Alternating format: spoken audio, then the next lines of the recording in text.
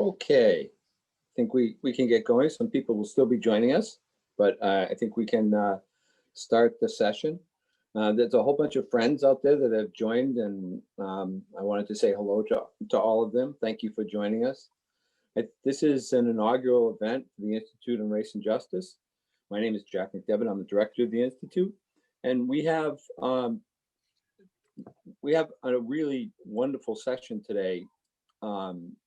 And I wanted to mention that, start out by saying that we've all seen over the past summer horrendous incidents of police violence directed at the community of color.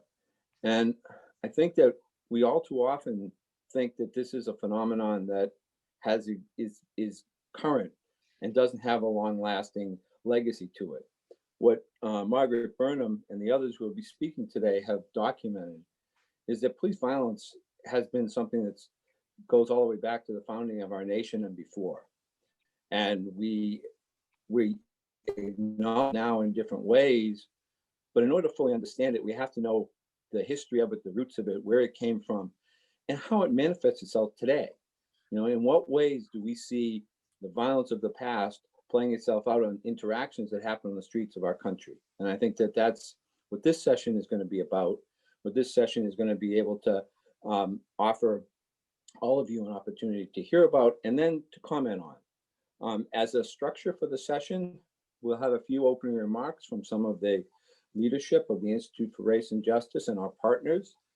And then we'll have a presentation by Professor Margaret Burnham on her project. And then we'll have reactions from Cambridge Police Commissioner Brando Bard, and also from Ted Landsmark, the director of the Dukakis. And I'll do some more proper introductions as we move along.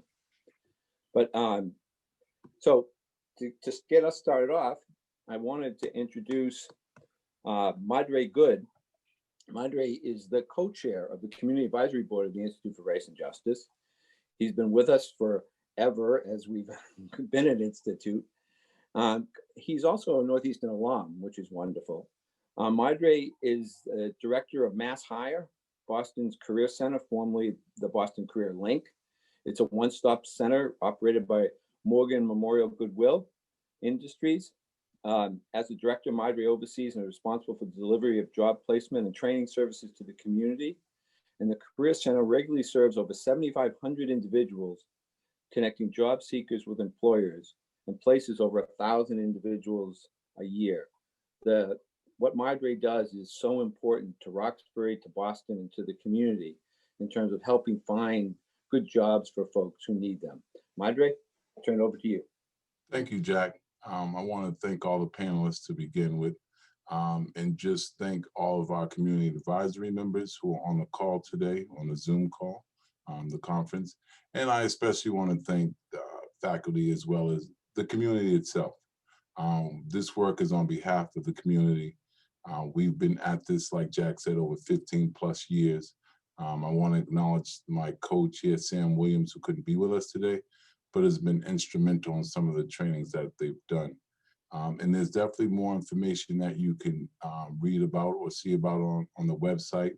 So if Lisa could drop our website URL in the chat, that would be great.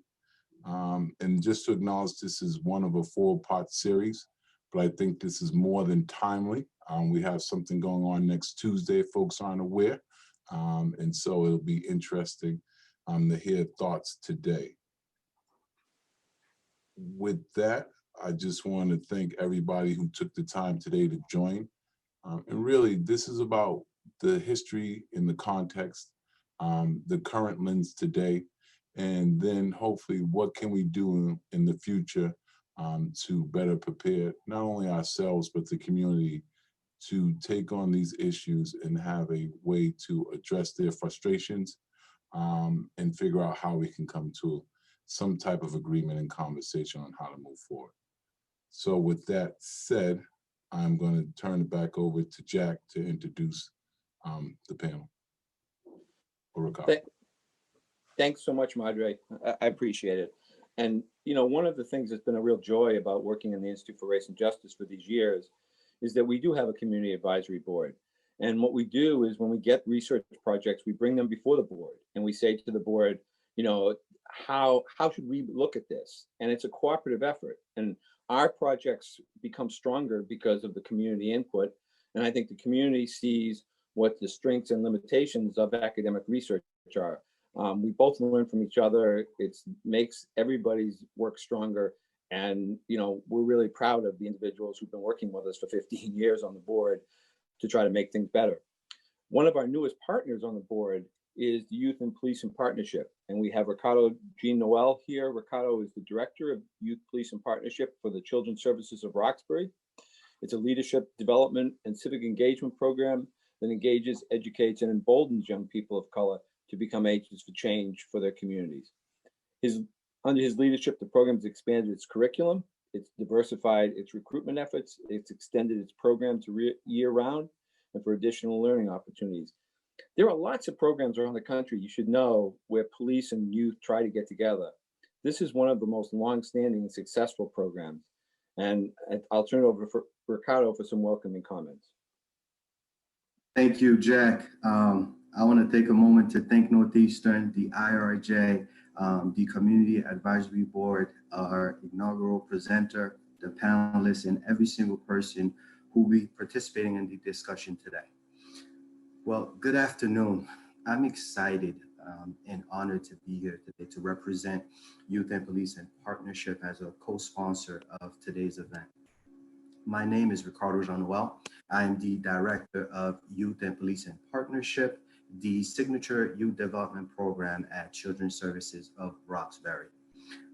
Since its inception in 1995, Youth and Police in Partnership, affectionately referred to as YPP by both the youth and our partners, has welcomed young people from around the city. The program itself was launched as a response to the heightened level of crime and violence throughout the city of Boston.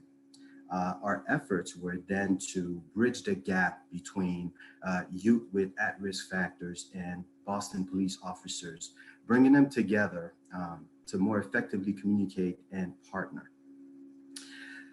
At its peak, the program reached up to 1,000 young people throughout the community. This was on an annual basis by utilizing youth-led dialogues and roundtables. Now, these initiatives were all created, produced, and led by young people.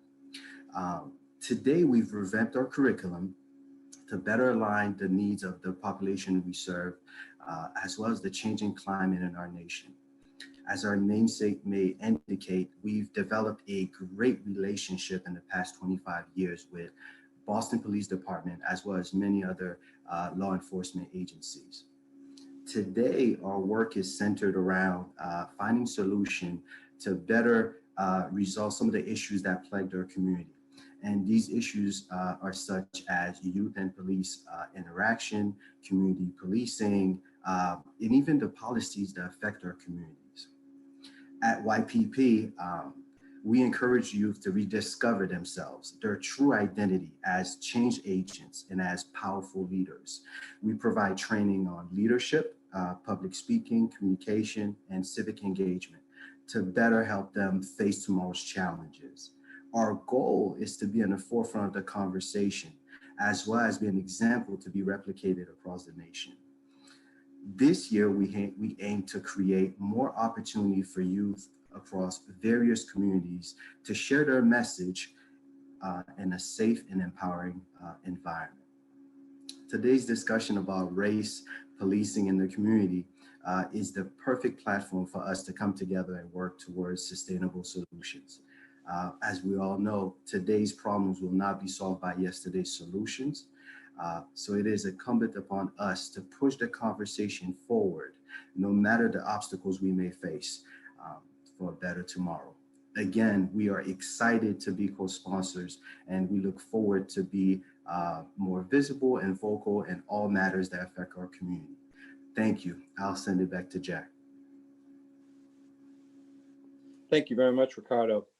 Now, it's my great honor to present our primary presenter today, Margaret Burnham, who's a colleague and a friend. Margaret is the University Distinguished Professor of Law and director of the Civil Rights and Restorative Justice Project in the law school. Margaret joined the Northeastern Law School in 2002. She's the founder of the Civil Rights and Restorative Justice Project, which conducts research and supports policy initiatives on anti-civil rights violence in the United States and other miscarriages of justice that occurred during the period 1930 to 1970. CROJ serves as resources for scholars, policymakers, organizers, and involved in various initiatives seeking justice for crimes. In 2010, Margaret headed a team of outside counsel and law students in a landmark case that settled the federal lawsuit.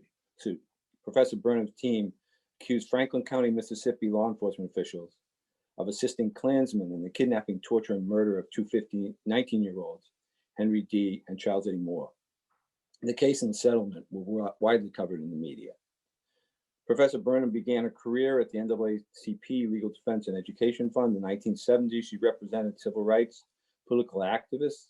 In 1977, she became the first African-American woman to serve in the Massachusetts judiciary, when she joined the Boston Municipal Court bench as an associate justice.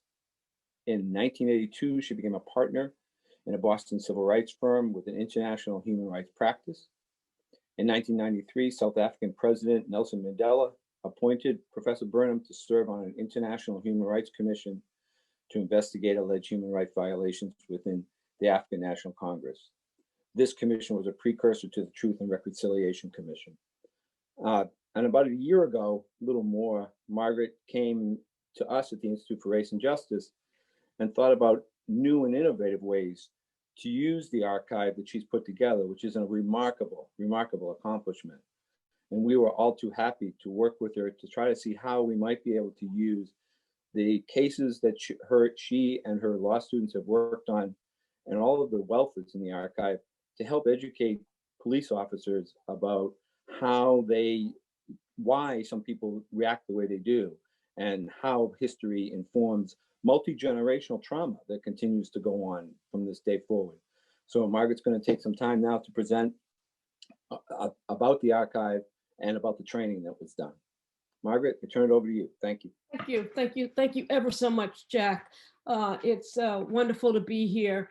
And I thank Lisa for all of her hard work in putting this together. And I thank Madre and Ricardo for their support for the IRJ over the long years of its wonderful service, both to the community of Boston as well as to the larger American community in helping us understand the relationships between race and policing, and in bringing together individuals whose careers are in law enforcement with community members in order to work through and talk through in a safe environment some of these issues. So I'm really thrilled to be here today. As Jack said, I came to the university about 15 years, maybe a little bit longer now. But in any event, I started a program called the Civil Rights and Restorative Justice Project with the intent of trying to unearth the history of racial violence in the American South. And so we work with law students and with community partners all across the country. And as Jack also mentioned, our objective is to really take this stuff out of the library, out of the archive, out of the university, and put it to good use in our efforts to fully understand the history of policing and race. And so our project was called Historical Injustice and Current Policing.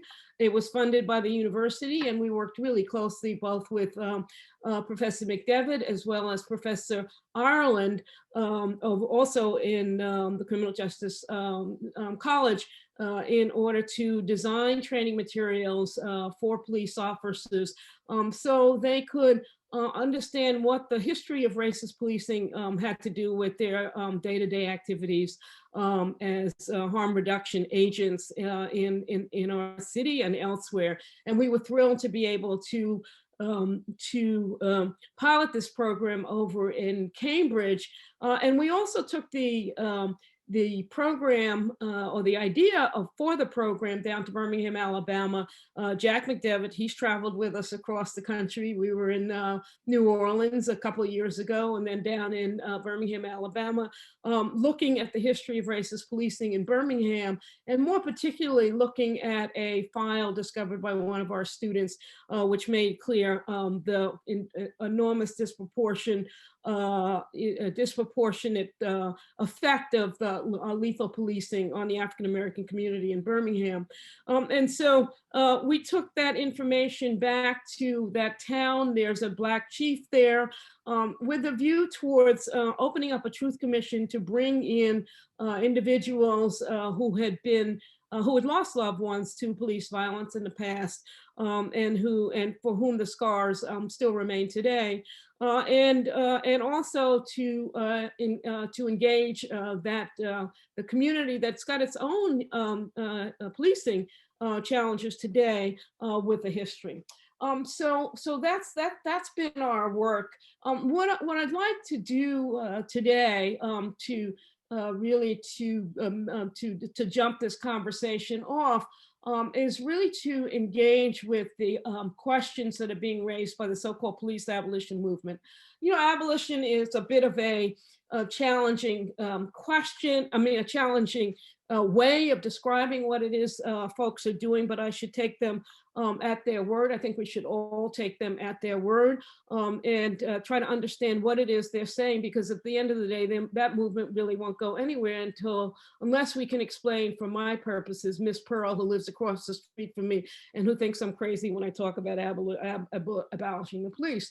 But in any event, this is a movement that is very much grounded in an argument from history.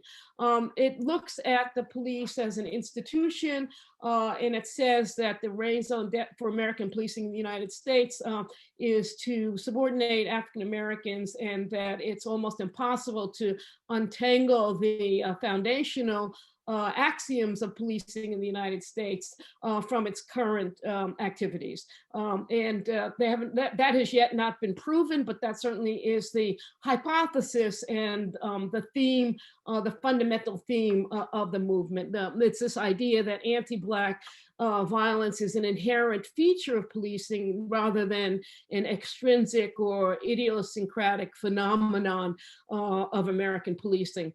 And so, you know, as I say, it's an argument based in history. It looks to basically three historical moments to support this argument that we need to throw out the baby and the bathwater.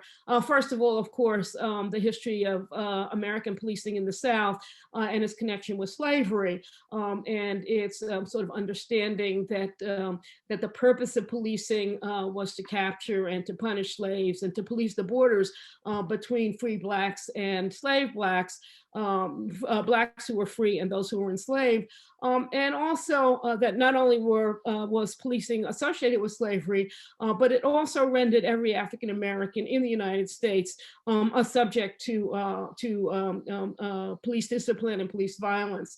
So that's the first argument. The second argument is that you know, policing in the early 20th century was really not about public safety at all, both North and South, but rather was about enforcing an economic regime, and this is particularly true in the South, a labor regime that was built on exploited, if not involuntary, Black labor, similar to all but slavery, essentially. And then I apologize for that. I thought I'd turn that off. And then thirdly, the argument essentially here is that the third argument here is that ultimately, when we get to the 1950s and 1960s and Black labor becomes a bit redundant in the United States, that police again serve the purpose of policing racial boundaries by locking Black people up and introducing the era of mass incarceration. So those are the arguments that are made in support of the proposition we got to throw it all out, we got to start all over again. What the abolitionists say is that we have to disarm disarm, disempower, and disable. So, I'm not going to take on the entire argument, but I do want to say a couple of things about it. First of all, I want to say to those of us who say, well, what are you talking about? How can we abolish the police? That, again, this is a rhetorical argument, but it's also true that lots of things in our country were unimaginable until we stretched our imaginations and got out of our kind of the four corners of our own experiences, our historical experiences, and our personal experiences, to think about what was possible. So, for example, for those of us of a certain age, to think about a woman being a police officer, impossible, we'd say, that can't be. Or to think about, two people of the same gender getting married, what are you talking about? That's crazy, that could never be. And at one point, in our history, to think about, Black children and white children going to the same school, sitting in the same classroom, that was unimaginable. So these things are, these, huge social shifts, social transformations are unimaginable until you actually can imagine them. And so, I think in order to think more specifically about what the abolitionists are intending, it's important to draw a distinction between reform and transformative strategies for change. So, and here I borrow from the scholar Nancy Frazier, who talks about reform as being a strategy designed to correct inequitable outcomes, but without disturbing the underlying social structures that generate the outcomes, while a transformative, or in the words of abolition, and a more radical approach would be aimed at not just correcting inequitable outcomes, but also restructuring the underlying generative framework for those outcomes. So I want to talk about, I want to get specific here. I want to talk about, as we again begin to stretch our imaginations, I want to talk about and also begin to think about the connections between a history of racialized policing and what we see in our own world, in our own communities across the country today.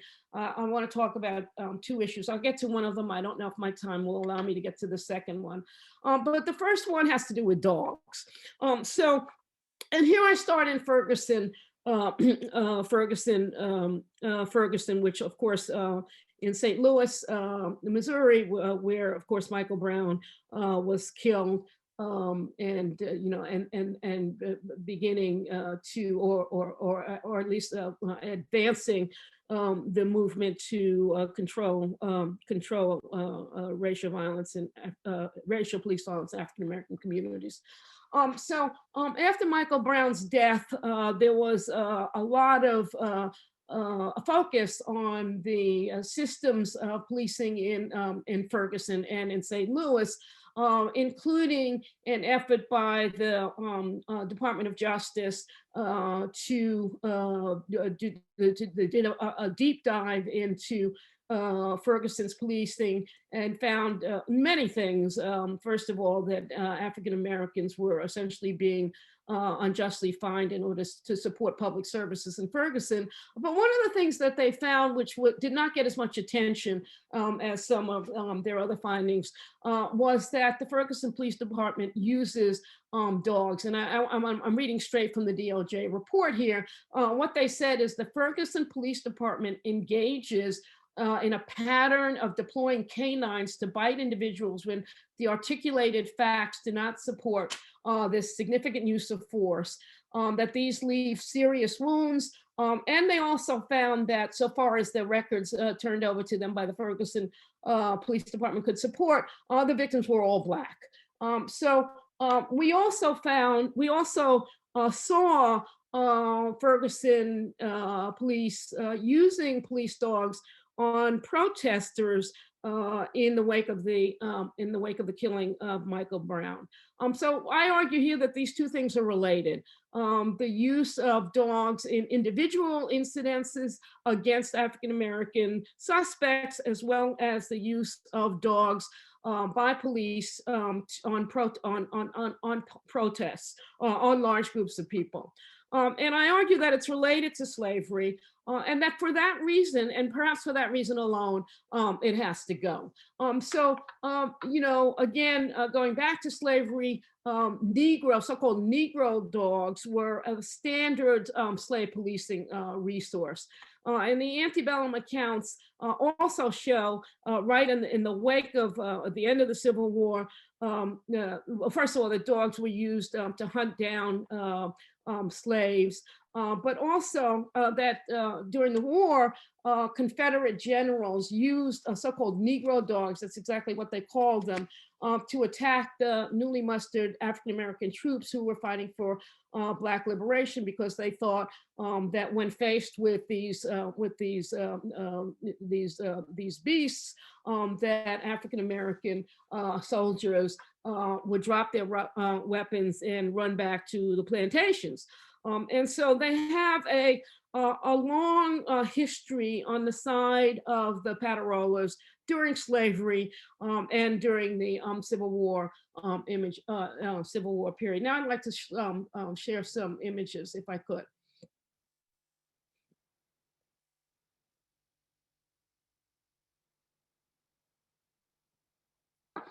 Thanks very much. So here, this first image, I'm sorry, the first image, can you go back? So yeah, so obviously this first image is exactly what I suggest. This is an 1864 engraving, and there are lots of these out there in the world showing the sicking of the dogs on an African-American family, a man trying to defend his family from dogs. And there you see the Paterolas in the back. The next image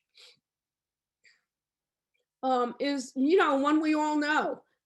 This is famous. It traveled all over the world. It's Birmingham, Alabama, 1963. Children demonstrating with Martin Luther King and Bull Connor and his chief sick the dogs on them, including, and this picture is of a 15-year-old boy, as is the next one. 15-year-old boy being attacked by the dog. So again, you have this use of dogs against African Americans, both as they demonstrate for their freedom and their liberation, as well as using them to reinforce laws that the effect of which is to subjugate and subordinate African Americans, whether they're demonstrating or not demonstrating. The next photograph is of a same situation, but here we are in Vicksburg, and the description here is interesting. A German police dog. Many of these dogs did come from Germany. A German police dog lunges at an unidentified Negro demonstrators. Next photograph. So, you know, here we are. Those are in the 1960s. The next photograph is of a police dog being used here. This is Newark, and so you'll recall the disturbances that followed the murder of Martin Luther King in 1967 all over the country. And in all of those, police dogs were used against rioters, demonstrators, rioters, protesters. This shows one being used in Newark. Go ahead, please. And so here, what we have here is the juxtaposition of these two images. One is Ferguson 5 years ago, in 2015, and the other is the Birmingham photograph from 1963, showing again the sort of common theme in the use of dogs as a means of, you know, Negro as a means of Negro control. And then in this next photograph, this next photograph brings us up to date. This is the use of dogs in a Black Lives Matter demonstration in California fairly recently. And then, so in addition to the use of these canines as, crowd control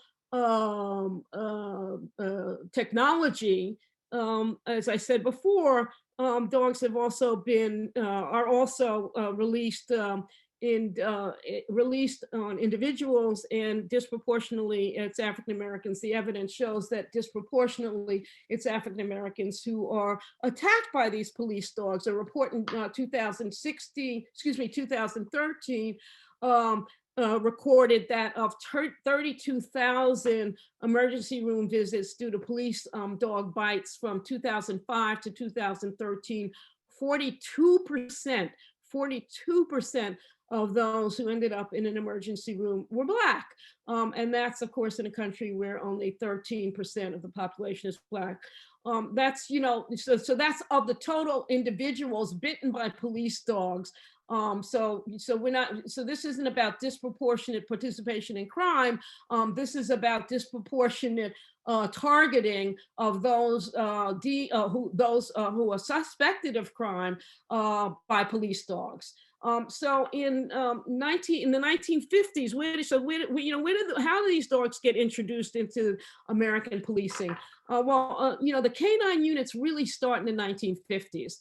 That's when police agencies in the United States, and by the way, it coincides obviously with the heightening up of our civil rights movement, and that's when American policing begins to look abroad to consider whether canines are useful addition to their arsenal.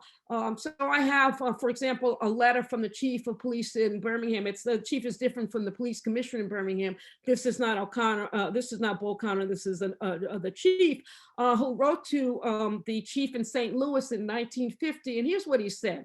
It was and I'm quoting, "It was noted in our local newspapers that your department used trained police dogs in the disbursement of an unruly mob of 500 to 1,000 Negroes in a predominantly Negro housing district. This department is definitely interested in trained police dogs." And so initially these dogs were introduced in St. Louis, and then in these southern cities, and ultimately in 1963, they get introduced in Boston. In Boston, the dogs come again from Germany with a trainer from Germany. The Boston Police Department tries to sell this new policing technology as an important way of deterring street crime. The initial unit included 8 officers.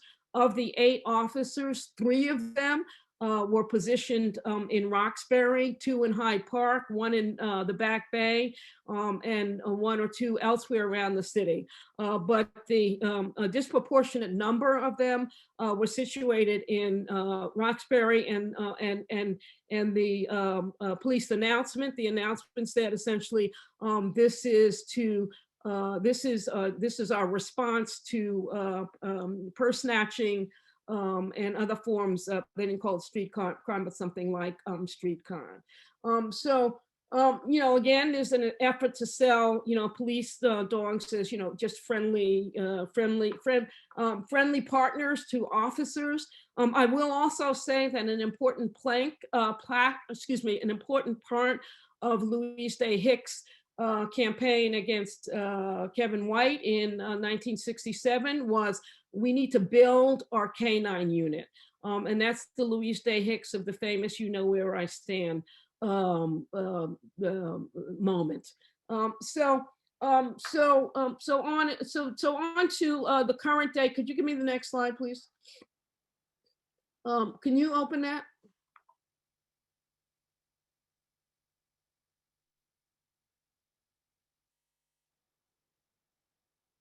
I can't see it actually.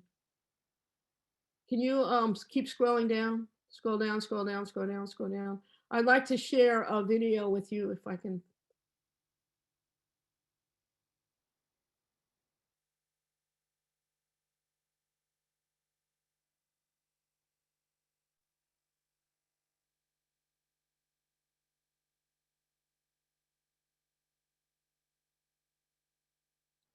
Okay, that's it. So this is what police canine units look like. Huntsville and Alabama, 2017. Warning graphic content. Here! No! Out!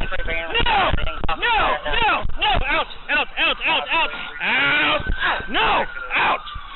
Oh, I gotta choke him off. 17 subject 26 was lodged. Out!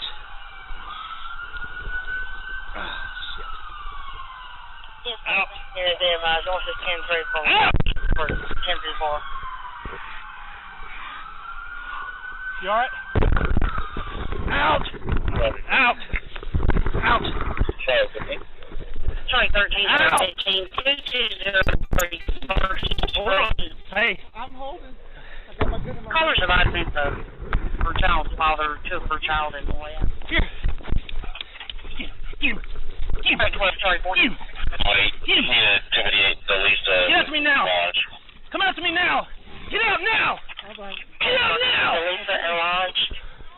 Pull him down. Show me your hands. Okay. Hand out. Okay. Show me your hands. There, sir. Come out now. Come out now. Don't move. All right. Pregnant handicap now. Stand by. 010-3. Do not move until you let go. Okay, thank you. Do not move. Charge 24. Thank you. Thanks so much. So that's there's a lot of these on YouTube. No, I guess let's just should go. Can you go to the next slide? So obviously, if this doesn't remind you of George Floyd, I don't know what does. Can you play this one as well, please?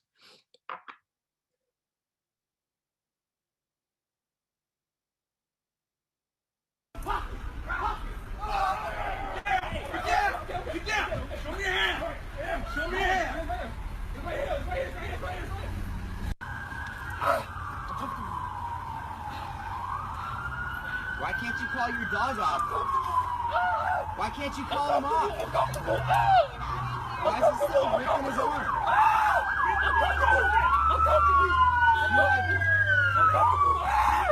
I'm comfortable. You have no control of your dog whatsoever. I'm comfortable. Are you kidding me? I'm comfortable. You guys got 3 guys versus 1. You can't get the tag on? Okay, thank you. Okay, so thank you very much. So that, as I say, they're mostly Black. Majority of these on YouTube are Black, and so my point here is, if that doesn't take you back to slavery, I'm not really quite sure what would. And I think that's made clear by this is an image from the park in Birmingham outside the Jack and I went and visited this park. It's right outside the Civil Rights Museum in Birmingham, and it memorializes that moment in 1963. But for me, it reflects the deep stain in memory of dogs on top of Black folk, and it's just full of messages, about Black worthlessness, even Black brutality, Black bestiality in a way, and so obviously. There have been efforts on the part, as I said before, can you go 2 down, please? Well, the next one. So, this is a woman who also attacked by a dog for a crime she didn't commit. Next one down, please. And then this is from our own Boston Police Department website, and and there's lots of these photographs on on the website that try to describe the K-9 unit as, Mr. Friendly and his friendly partner, without any recognition of this history. But this history, it can't be erased. You can't get rid of it. Next slide, please. So, and my point here is not that it's just Black folks who get attacked by police dogs. This is an attack on a white man after a Super Bowl in 1979 by a police dog. But again, the militarization of the police, the super militarization of the police, or the improper use of certain tools and technologies by the police in the service of mass incarceration is definitely going to spill over and affect white folk as well. And we've seen that. So we see, for example, the fact that the US has more guns than any other country in the world. White folk get victimized by that frame of mind, by that approach, just as well as anybody else. Okay, thanks for the slides. I appreciate that. So where does this get us? I think what I use this as an example of where only abolition works. Only abolition works. Get rid of the dogs. You have to get rid of the dogs.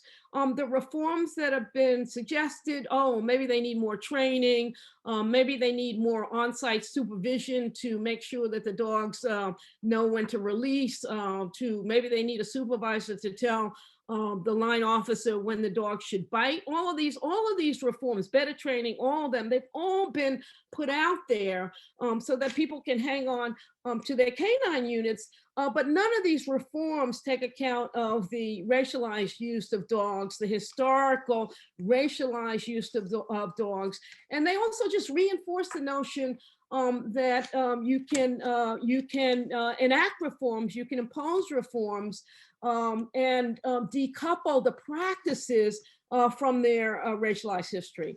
And in some cases, maybe, but in a lot of cases, no. And we have to recognize, folks, when that can't be done, when you can't extricate the history of the use of the technology, the law enforcement technology, from the history of racial subordination and the history of slavery. If it stinks and reminds you of slavery, then you need to get rid of it. You just need to get rid of it. Let me close off here and then open up to questions. You might say, and with good reason, okay, well, how are we going to get there? Okay, so you want to abolish the police. How are you going to get there? And that's a fair enough question. And I think for that, first of all, I do think that those arguing in favor of abolition really need to show up in their arguments. They need better, more compelling case histories, and this is one, I think, to make in order to understand what the historical tissue, the connective historical tissue actually is, and why abolition is the answer. But I would also say that there are models out there. They are, they are dispersed across communities that are looking within themselves. Certainly IRJ has promoted many of those models for community-based harm reduction, finding public spaces to settle disputes that reject, the old warrior model of dispute resolution. So this is being done. It's being done in our own city, and I'm proud of that. And it's being done around the country. But those have to be lifted up and ramped up if we're going to move this conversation forward. So we have to render visual the models for reform, but we also have to render visual the impact or the ways in which the current models, the hegemonic force of the current models can sometimes blind us to the potential of reform. And there I go back to what I said at the beginning. There was a time when our grandparents could not imagine an integrated classroom. Thank you very much. Thank you very much, Margaret. It's a wonderful talk, and so true and compelling that, you know, we need to know how policing is done, how the symbols of policing are seen throughout all of our communities. We have two wonderful panelists who are going to react to Margaret's talk and share their own experiences. Our first panelist, and I'll introduce them both, is Commissioner Brando Bard. He's Commissioner of the Cambridge Police Department, where that was the pilot site for the training that Margaret developed. Dr. Bard is a reform-minded pracademic who is heavily influenced by social and procedural justice movements. Dr. Bard is the author of Racial Profiling, True Towards Simplicity and Eradication. He's a subject matter expert in racial profiling, bias-based policing, race in the criminal justice system. Dr. Bard frequently lectures on these topics. He's a veteran law enforcement executive responsible for implementing transformative change. He started his law enforcement career as a member of the Philadelphia Police Department and has served proudly for more than 2 decades before retiring in the rank of police inspector. Commissioner Bard has earned a doctorate in public administration with emphasis on criminal justice policy from Valdosta State University. He holds 2 master's degrees in public safety management and in criminal justice, an executive education certificate in public leadership from the Kennedy School. Our second panelist to react to Margaret's talk is Ted Landsmark, who is a distinguished professor of public policy and urban affairs, and he's the director of the Kitty and Michael Dukakis Center in Urban and Regional Policy here at Northeastern. Dr. Landsmark, as Martin Walsh's first appointment to the Boston Planning and Development Agency's Board of Directors, Ted Landsmark has served on the board with a wealth of experience in architecture, urban design, civic leadership, architectural and construction law, and community advocacy. He was 17-year tenure as president and CEO of the Boston Agricultural College. Dr. Landsmark led the growth of the school from a center into an internationally recognized multidisciplinary institution. Ted has served as academic vice president of the American College of the Building Arts in Charleston, South Carolina. As a faculty member and administrator of the Massachusetts College of Art, the Massachusetts Institute of Technology, Harvard University, and UMass Boston. He's also served as a trustee and board member for many nonprofit organizations, including the MFA, the American Architectural Foundation, and the Design Futures Council. Ted brought so much expertise and experience to Northeastern when he came to us at the Dukakis Center. He's so well respected in the Boston, Massachusetts community for his intelligence and also his community social policy, social justice mission. He's also leading the open classroom that we have and offer every week on all sorts of topics around social justice, around the election, around issues that are relevant to our students and the community members who are also welcome to attend. So I'm going to throw it open now to Commissioner Bard and let him start to give us some reactions to Margaret's talk. Thank you. Thanks, Dr. McDevitt. I'm glad to be here. I'm honored to be able to participate, and not just in today's panel, but in the entire Historical Injustices in Present Policing project. I feel like I got to start off with a full stop and say that my department does not have patrol dogs. We do have explosive detection canines, but those images were very troubling that Judge Burnham put up, and they were very troubling for me. So I just wanted to start off by saying we don't have patrol dogs, and our dogs don't bite. So being a minority in this country who is slightly aware, I start off with several foundational beliefs. First, I believe that all American institutions are undergirded by racism. I think I believe that's a result of the way the country was formed. And to that end, the criminal justice system being one of those American institutions is structurally racist. I think that we should accept as fact that at every key decision-making point within the criminal justice system, that minorities are disparately impacted. So in my opinion, if you have those beliefs, then you gotta find the courage to talk about those difficult issues with the understanding that you know, they're not going to be easy to change because they're systemic. So when Judge Burnham asked if I consider having the training in Cambridge, for me, it was an emphatic yes. And since then, you know, I continually brag about the fact that, you know, my department was one of the only departments in the country to benefit from the HIP training. And when I talk about the training, I always mention the fact that the training was difficult for some, but it was necessary for all. So when you think about this type of training and how officers' attitudes towards it would be, well, let me just say that I've been a member of law enforcement for quite some time. I'm in my 28th year, and you know, I know that police officers, just like other people, are resistant to change, but police officers are particularly resistant to change and particularly avoidant of difficult conversations. I think that that's, you know, a characteristic of anybody who holds and exhibits power. So I think it's particularly strong and contentious when any of those conversations or any of that change seeks to put checks on our power, seeks to hold us accountable. And for some of us, when it forces us to face difficult realities about our profession. I continually say that we get indignant when we should get introspective.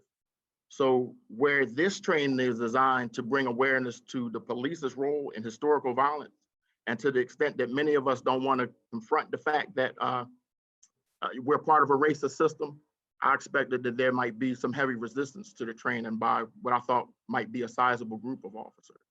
And I want to say that, you know, it wasn't a scientific estimate. I just had a gut feeling that, you know, I figured that about 30% of the department would, you know, willingly accept and invite the training, welcoming that discussion, as difficult as it might be. I figured that the largest group would be that group that was skeptical, slightly defensive, but would be open-minded and be ready to accept and talk about the difficult issues around race and our dark past as a profession. But I thought that as much as 30% of the department would be indignant, you know, that start thinking like this with their arms folded and not even be open to the discussion. And, you know, I just want to point out my thoughts were without reference to the race of the officers. It had everything to do with ways in which I've seen many engage in that indignant defense of this profession, and in the ways I've seen us conflate individual motives and intentions with structural racism. So I'm glad to say that it turns out that my estimate of how many would be in that latter group was high, but that's not to say that, you know, it was all rainbows and butterflies. So when you think of how the training would be received in this community, though, I think you got to start off with the fact of understanding that Cambridge is a very liberal community, and you would expect them to be receptive of this training in normal times. But this training, it began prior to the world shutting down. It was supposed to go for 14 weeks, but I think we only made it into 9 complete weeks before the world shut down. But more importantly, it occurred prior to the murder of Mr. George Floyd and the widespread civil unrest that followed, along with all of the calls to abolish and defund the police. So as the discourse around policing and institutional racism became more prevalent, many were pleased to hear that Cambridge partook in this type of training. Now, don't misunderstand me, it didn't stop the calls to reimagine and reallocate, but I do believe it brought us some political capital that we partook in this training. So overall, the training was actually very well received throughout the department. Just by way of background, the training had 3 core sections. The first section contained a background, explanations, and training on trauma, including, which was a brilliant thing to do, to include a section on the police exposure to trauma, because it helped break down some walls there as to how the community could be affected also by trauma. It talked about intergenerational trauma. It also talked about historical trauma and the impact that history has had on police and community relations today. The second section was more of a discussion on the historical racial violence and the role that police played. It included historical and some more recent case studies. One of the cases it talked about Mr. Brooks, who was murdered by police in Gretna, Louisiana in the 1940s, and a discussion on how intergenerational trauma continues to affect and impact his descendants. And then it involves some more recent cases, like when former Boston Celtics guard D. Brown was mistaken for a bank robber, and then the famous or infamous Charles Stewart case, where a white man said that his pregnant wife was murdered by a Black man. The last section, it was a conversation on restorative justice and how police departments and individual officers are, taking actionable steps to basically redress and acknowledge that history, and then talk about the ongoing legacy. So it focused on an apology being issued by the IACP for the historical mistreatment of communities of color. And it talked about what the city of Gretna did to address Mr. Brooks's murder in the 1940s. And, like I said, the training was overall, it was very well received. So according to the Director of Professional Standards here in my department, training falls under professional standards.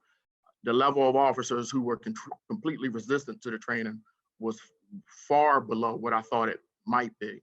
And during the training, some positive trends developed. One was that certain veteran officers took charge and took ownership of the training, and they were constantly reinforcing. Several of them attended several sessions, but they were constantly reinforcing the importance of having these conversations. And it made it easier for other officers, that mid-group of officers, to normalize it and help to reduce any discomfort that they might have experienced. Also, members of my command staff adopted the training. The training for us took place on Tuesdays at 1, and I have a standing meeting on Tuesdays at that time. So it made it impossible for me to attend regularly. But one of my deputies, she made it a point to attend every class, and I think her presence there doing so helped the atmosphere, remain conducive to learning. And there was some growing pains, though. I think I said earlier that it wasn't all rainbows and butterflies. And the first angry complaint I received, was about length of time, but actually that wasn't the case. The first complaint that I received was about the historical nature of the content and the fact that it had no bearing on policing today. And, we quickly disabused them of that notion. So the next complaint was about the length of time. So the length was pared down from we started at about 4 hours, broke it down to 3, and the last iteration, it was closer to 2 hours, which seemed to be a pretty good length for the officers to take it, undergo the training. And really the only other complaint that I would call major that I received was because of the inclusion of a local case. It was a high profile case, and it involved actually my department, and the principal officer who was entangled in that incident happened to be sitting in the training on the day when a case study was included. So when I came back from my standing meeting, the union was waiting for me, obviously upset, and asked me to have that section removed from the training. I declined to entertain the request. However, the request had already made its way up to Judge Burnham, and she accommodated the request. And in hindsight, she was correct to do so, because the object of the training was to make sure that it was palatable and able to be replicated. So the rest of the training went off without incident. I can't reinforce how overall the training was very well received by the rank and file. I think we're better off as a department to have had the training. And I think this only of its kind training is going to become widespread throughout the law enforcement community. I know I've received countless inquisitions as to how do I get this training in my department, and I've referred everyone to Judge Burnham, and I think she's going to need help to handle all of the requests. That's it. I'm done talking. I think I'm turning it over to Dr. Landsmark next. Sure, Ted, maybe just before you start, I just contextualize that the training looked at the history of lynching and how it affected the world, how it affects people today. Just as Judge Burnham's talk about dogs, you know, it's hard for police departments to look at prior acts of violence and how those acts of violence play themselves out in later time, in different situations, and even across generations. And I think that the use of dogs against individuals and the ultimate violence of lynching is all part of that history. And we need to confront it. Police agencies need to confront it to be able to understand why the communities act the way they do. So at this point, I'll turn it over to Ted for his reaction. Well, Judge Burnham's data and videos are highly problematic. They're really tough to watch. And they're an important reinforcement of the reality of what life is like on our streets, particularly when we're dealing with long-term historical patterns of racism in the country, and the use of police and police authority to maintain racialized patterns of economic and social isolation and disadvantage on the part of people of color, and historically certainly disadvantage on the part of African Americans in this country. And I don't think there's anyone who can look at those images without having their stomach churn at what you're looking at. And one is always grateful for the presence of cameras in the face of racial violence, which is a benefit that few of us have really been able to experience over the history of racial violence in this country. I'm on this panel less because of the work that I've done as a planner, I think, and more as a representative of a process that took place in Boston.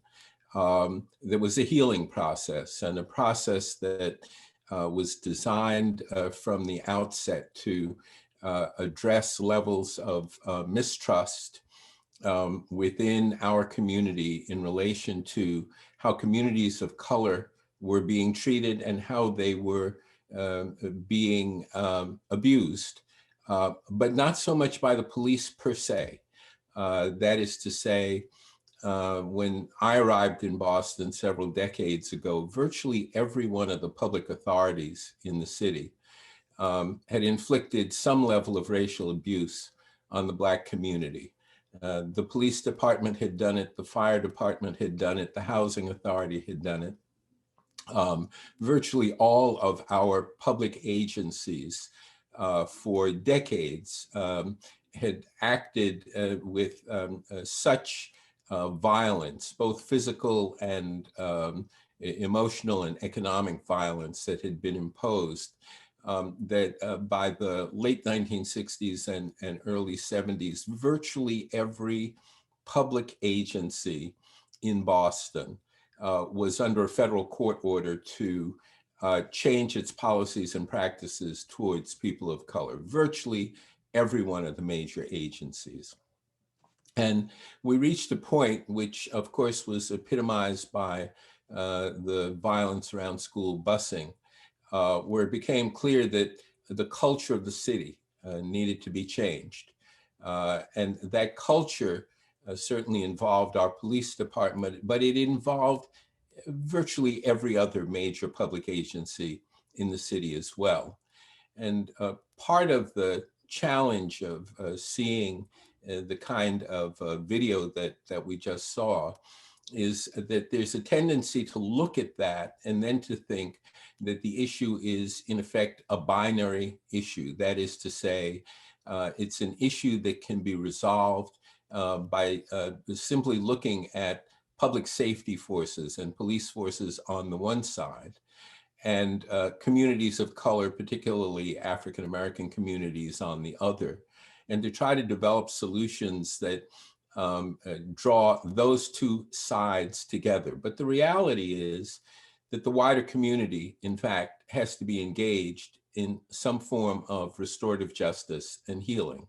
And that it's not just a matter of our developing procedures that address public safety and racial justice. It's a matter of going about figuring out how one engages everyone in the community in terms of making communities safer and changing the culture of police, to be sure, but also a range of other cultures. And I use, by way of example, the program that I was put in charge of when I worked in the Ray Flynn administration in the 1980s. Ray Flynn was a person who had been on the side of South Boston and Charlestown and other white communities in Boston that had stood up against any kind of busing, forced busing as it was called at the time. And he was a strong supporter of a community that was a white community that stood against a change within the Boston public schools. But what relatively few people knew or understood at that point in time was that Ray Flynn had learned to play basketball by riding with truck drivers down to 135th Street in Harlem when he was a teenager, a kid, and that he had basically learned to play basketball, which was the way that he was able to get into and through Providence College and be drafted by the Boston Celtics, by spending a lot of his time in Black communities and primarily, and not just in Roxbury playing ball, but in East Harlem and Central Harlem. And he developed an understanding that racism in its most virulent forms was something that was essentially a disease in Boston. And that in order to overcome all of the patterns of discrimination that had taken place, the city needed to take what was essentially an epidemiological approach to healing the city and to healing the divisions that existed within the city. And so when we got to a year in the mid to late 1980s, when Boston set a record for the largest number of murders in its history, he brought together a number of people from the faith community, from the health community, from the social services community, veterans groups and youth groups, educational groups, and community groups.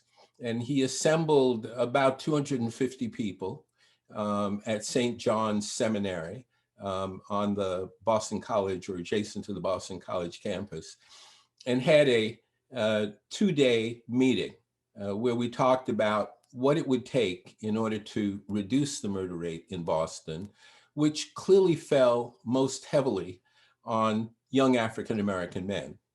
And of course, there were a lot of ideas that came out of that meeting, but those ideas focused on economic development and creating social justice and changing the patterns of relationships between communities of color and our police forces and communities of color within ourselves. And what emerged from that was something that was initially called the Safe Neighborhoods Program and morphed into the Healthy Boston Program. And I was called in to coordinate those programs, not to direct them, but in fact to facilitate communication among the range of actors and stakeholders across the city who all understood that the murder rate as an index of what was going wrong in the community was something that had to be addressed through a process of healing and not merely through a process of increased policing. We didn't have the resources to deal with that in any event. And so over the period of 2 to 3 years, real estate and social worker and health professional and educational and veterans groups and people in the faith community came together on a regular basis to institute a set of practices that came to be known as community policing in Boston, but really represented healing. That is to say, the building of a level of trust within the communities towards the police and the police towards the communities, towards housing and housing authority tenants towards youth workers, and across the communities. And the bottom line of it was that we ended up 2 years in with a process wherein not a single teenager was killed in Boston over a 2-year period. And in fact, the murder rate in the city dropped from 150 at its peak to 32 at its low point. That is a drop of nearly 80%. Now, why does that happen? It happens because there was an agreement among all the parties that what we were trying to do was not just to address what we perceive to be police abuses or abuses of public safety.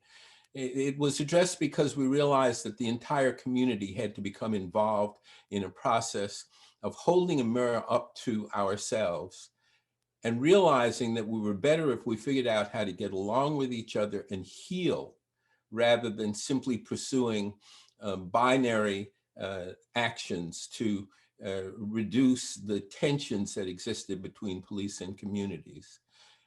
We're at a point now where the country feels very divided. And it is divided.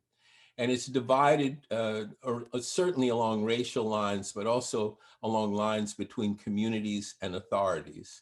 And I would submit that as much as we address issues of police training and community engagement and listening, that there is a key bottom line question that we have to ask ourselves and everyone else. And that is to say, what, if it were to happen, would make us feel that we were making progress towards having the kind of community that we want? And more often than not, the answer to that what if it were to happen question is not a quantitative answer. It's a qualitative answer that addresses the question of how we feel when we live in a just society and what the measures of those feelings are. And that's what I would hope that we could begin to discuss, certainly after the election next week, but into the long-term foreseeable future, because it's that sense of qualitative justice that takes place in our neighborhoods that we need to look for. And it seems to me that it's that sense of restorative justice and healing that we need to be focusing on as we think about the next steps that we take towards racial justice. So back to you. Thanks so much, Ted. I really do appreciate it. Appreciate your comments. And you are right. You know, Boston at that point was acknowledged by Washington, by the then Attorney General Janet Reno, as being a model for the rest of the country in dealing with youth violence. At this point, we only have about 15 minutes left. I wanted to let Margaret respond if she wanted to. And also, if people have questions, you can put them in the chat and we'll try to get to as many as we can. Thank you so much, Jack. So, and I want to thank the commissioner and Professor Landsmark for their contributions, particularly for the commissioner. I just want to say what an honor and a pleasure it was to be in Cambridge, to be among his officers there, and to have his leadership and his guidance, and how open he was in allowing us, you know, strangers really, to the work that he does every day, to come in and pilot our program there. And as he said, you know, when we first went in, we had no idea where this was all going to end up, how we were going to be received, whether the offices would be open to this. But he and his team certainly made it a welcoming space for us to present the work. And as a result of that, we have been able to, as a result of that pilot, as he says, you know, Cambridge is Cambridge, you know, what do they call it? People's Republic, the People's Republic thereof, right?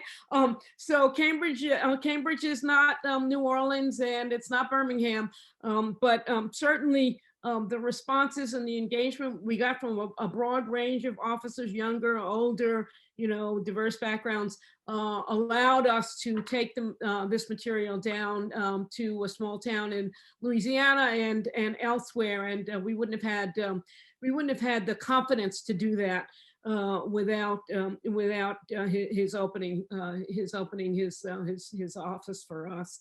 So we really appreciated that. We hope and expect that we will use these materials about historical policing and the history of racialized prosecuting and racialized public defender work to expand our trainings to those arenas, so that we begin to work with public defenders who don't know but should know how race played a role in the work of public defending, as well as, of course, prosecutors and judicial officers. So this is the beginning of a longer range process, and we look forward to partnering with Jack and Lisa and all of you at IRJ as we spin that out. And then Ted, of course, always has the long view. He's of an age, and certainly, the reminder that once again, Boston was really in the leadership of an effort to reduce crime while holding on to deeply understood community commitments to each other, and sort of trying to roll that out, trying to work with folks who who had despaired of ever being included in public conversations about them and about their lives and about their communities. And that was actually coming out of the mayor's office, Mayor Flynn's office. And I think much of the work that now goes on in police departments really stems from that Boston experience, from the work that was done in Boston back then to change those numbers and to change that landscape. So it's not easy for police departments and agencies and individual officers to think about the past when they're confronted with the pressures of running agencies, of too little resources. They have to train their folks in things like the Fourth Amendment and how to use weapons and that sort of thing, and sort of set aside something that seems a little bit marginal, I think is really tough. Certainly that was our experience when we went down to Birmingham. There's a Black chief there, and he's like, basically, I'm just trying to keep our folks safe. That's my job right now. I'm not trying to look back to what happened in 1930 or 1940. And so, the challenge for us is always to try to find the answer for that, why it's important to incorporate, an understanding of the past, and also to understand and to work with Black officers and Black leaders in the police, in policing. And Commissioner Bard was so helpful here, so they get this, that while they're now included, or a long time excluded, but now included, what they've inherited is the whole of policing. So, they've inherited the history of policing is actually theirs as they begin to try to lead their departments.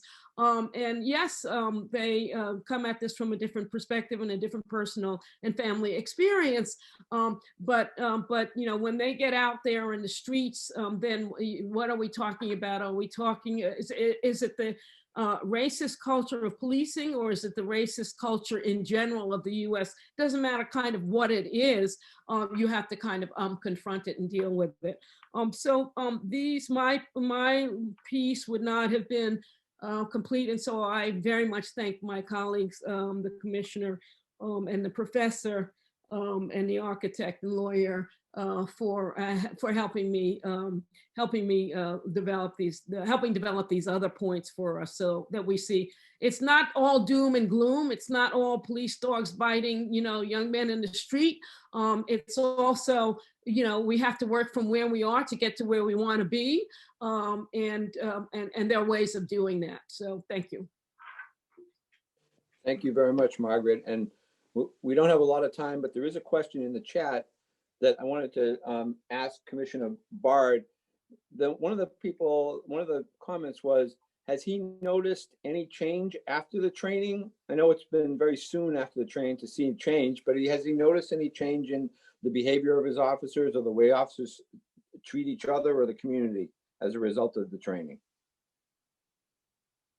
Yeah, thank you for the question. I think it's too soon to tell, but that's a problem that we continually face. We train our officers ad nauseum on, a myriad of things aimed to address issues of that such cultural awareness, procedural justice, and such implicit bias. And one of the things that I want to know is, how does that training manifest itself in daily interactions with, citizens? So what we are doing here is we created a procedural justice unit, and I call it procedural justice because that's palatable to the officers. It's more like an Office of Rights and Liberties. But what it's going to do is it's going to measure what, if any, differences exist in how we treat individuals when we conduct vehicular stops, then when we use force, and also when we conduct pedestrian investigations. It's going to do so in a way that's more meaningful than just your baseline population benchmarking. It's going to look at the three major areas for any police citizen stop: the reason for the stop, the result of the stop, and the duration of the stop. Quantify each of those areas, basically using a weighted comparison or analysis as to the amount of discretion an officer had in taking an action versus a compelling governmental or societal interest in them taking that action. And once you quantify those, you can make all types of statistical comparisons, and we're going to see what, if any, difference exists in how we treat individuals of different races. And then we're going to post that information in near real time. So, to be as transparent as possible with it. And, it forces us to deal with it because that information will be, readily available. And so that's what we hope to do. And we hope that that catches on with, other agencies in the state and country. That's great. Thank you very much. And Margaret, back to you. There was a question in the chat about the distinction that Commissioner Bard raised between the dogs that are used to control individuals or move individuals and the dogs that are used to look for drugs. How do you see that? Is there a distinction there? Well, I think, we've all seen dogs when we come in from, international travel at the airport. Obviously those can be enormously useful.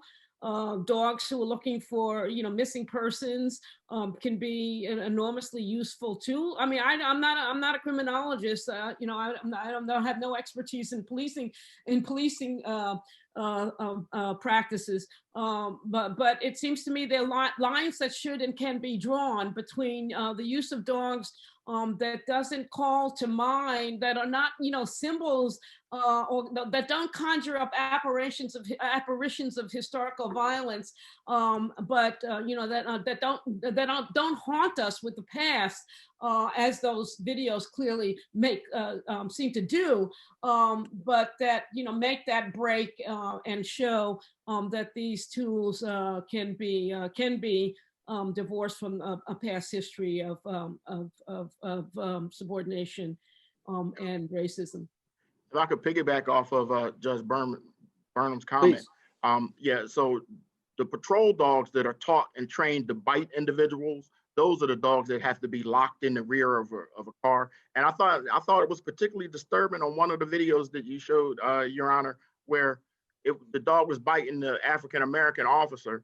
And you would think that the dog would see the uniform and heel and stand down, but you got the impression that all it saw was the black skin and refused to do that. So no, our dogs and other dogs, and dogs aren't cross-trained. They either smell narcotics, they smell drugs, they smell cadavers, or they do patrol work and bite. So our dogs our canines are very friendly. I mean, I've seen a 3-year-old jump off a car on one of our dogs, and the dog just turn around and lick the 3-year-old, because they're just trained to smell for explosives. We don't use any other kind of dog, and so we bring them to community events, and they mingle. A patrol dog, the ones that you see biting individuals, they're a liability, and I think they should be banned from policing. And I would just add, the issue goes far beyond dogs, as we all know. It's about military equipment that has been transferred from the federal military to local police departments. It's about the use of artificial intelligence. It's about a range of other tools that are used against communities of color generally, and African-American men in particular, that we need to be thinking about. And when people think in terms of defunding the police, they also need to think about where those funds are then transferred to. And a lot of folks, including our own students, are saying that if there's going to be a transfer of funding, it needs to go into social services, mental health services, addiction services, and a range of other things that police officers are asked to do, which they really should not be doing. Racism underlines a lot of negative practices, but we need to recognize that the world we want to be in is the one that doesn't rely on the police to do some of the things that they're now asked to do. Thank you. Thanks. And Jack, I'd like to take, go ahead. Jack, I just want to add something that is in the chat. German Shepherd dogs were used in concentration camps. The participant says using concentration camps for a reason. They're attack dogs. So, again, the history of the use is really relevant. Maybe people remember seeing, the dogs that were used in Abu Ghraib back then. So the history of the use, the racialized history of the use is really relevant to the question, should we still be doing this? And that's really just, it's a simple question that I was actually trying to put to our group. Thank you. Thanks to everyone. I want to take this minute to thank Professor Burnham, Commissioner Bard, and Professor Landsmark for incredibly compelling and important presentations and comments. I think this has been a wonderful session to kick off what will be a continuing session of IRJ sponsored discussions. I also want to thank Lisa Laguerre for doing all the work to put this together and pull all of us together and make sure it went so smoothly. And I want to just put a pitch in that on December 15th, our next session will be dealing with race and school police and the infamous school to prison pipeline that we've heard about, and that there are people trying to work ways to reduce that flow of individuals from school violations into prison. So we're going to have a longer conversation about that on December 15th. I look forward to seeing you all then. So thank you for your time, and thanks to all of our speakers. Thanks, everyone.